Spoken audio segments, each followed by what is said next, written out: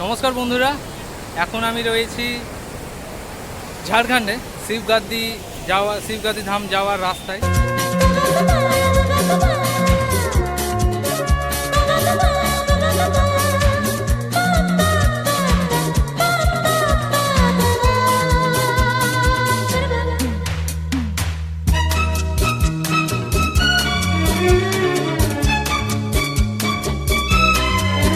পাশে একটা সুন্দর নদী, বুমানি নদী সম্ভবত এটা।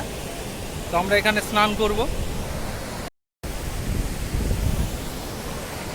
এই সেই নদী, জলের স্রোত খুব সুন্দর, কিছু জেলে ওখানে মাছ ধরছে, অসাধারণ। এখন আমি নদীতে নেমে গিয়েছি।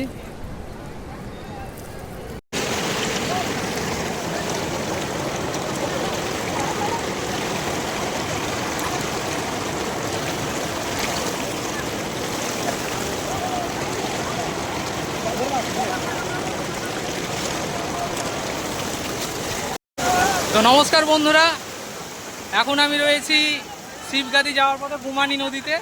তো যে লক গেট রয়েছে, তো তার পাশে আমরা স্নান করতে নেমেছি। অনেক অনেক অনেক লোকজন রয়েছে, তো অনেকে নামছে না আবার ভয়ে। কি আনন্দ!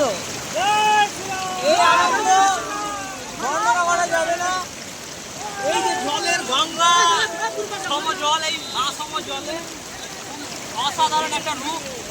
গঙ্গার জল ঠিক আছে বন্ধুরা।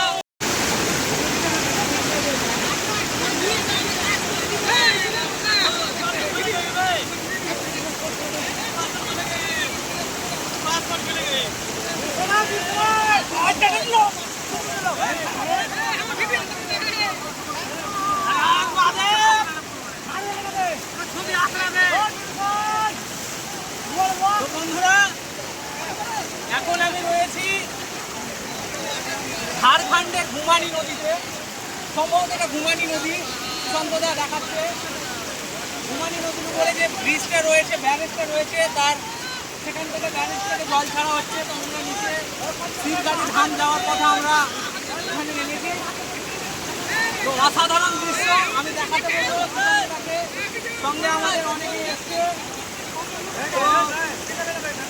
এই যে একটা অসাধারণ দৃশ্য, এটা মোবাইলে বা ফেসবুকে দেখে অতটা আনন্দিত হবেন না, কারণ কি এই জায়গাটা না এসে স্নান করলে উপভোগ করা যাবে না।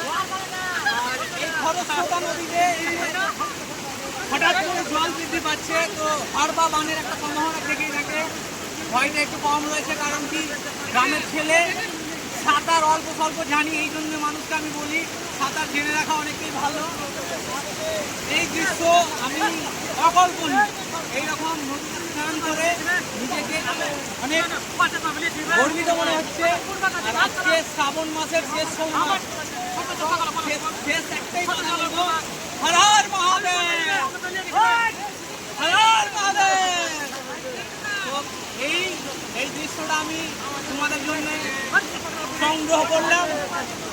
ধন্যবাদ।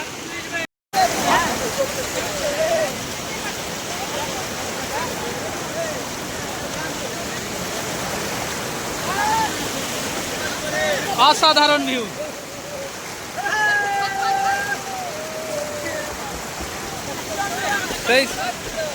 সেই সুন্দর জলের তোড়,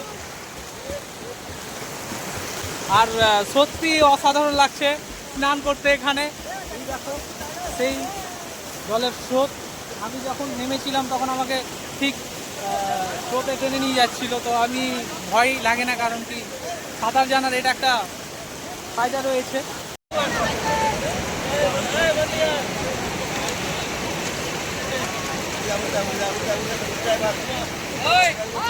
হয়ে গেছে, খাওয়া হয়ে গেছে।